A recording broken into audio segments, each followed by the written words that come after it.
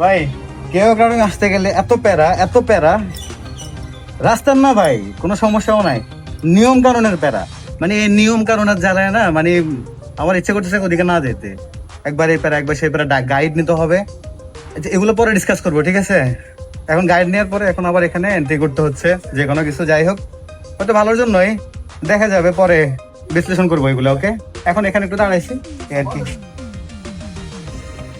এখন হচ্ছে এই ট্যুরের সবচাইতে গুরুত্বপূর্ণ কিছু কথা, সেটা হচ্ছে রুমা থেকে আপনারা যখন কেউ ক্রাউডিংয়ে দিয়ে যাবেন তখন আপনারা কোনোভাবে যেতে পারবেন না, তখন আপনাদেরকে গাইড নিয়ে যেতে হবে। তো আমরা ছিলাম হচ্ছে এক বাইক, তো এক বাইকে করে দুইজন, কোনোভাবে গাইড নেওয়া সম্ভব না। এই জন্য যাদেরকে দেখতে পাচ্ছেন আমাদের সামনে, রাইডার বাইকার, সবার জন্য আমরা ওয়েট করেছি। ওইখানে গিয়ে সবার সাথে কনভারসেশন করে কথাবার্তা বলে 7 বাইক মিলে আমরা একটা গাইড নিয়েছি। গাইডের দিনে গিয়ে দিনে আসা হচ্ছে 800 টাকা, আর রাতে থাকা 2 দিন 1600 টাকা। এরপর হচ্ছে যদি আপনাদের পিছনে যদি কোনো পিলিয়ন না থাকে, ওই বাইকে করে তাকে নিতে পারবেন। কিন্তু যদি আপনাদের সব বাইক ফুল থাকে তাহলে একটা এক্সট্রা বাইক শুদ্ধ গাইড নিতে হবে, তাহলে পড়বে হচ্ছে 3000 টাকা।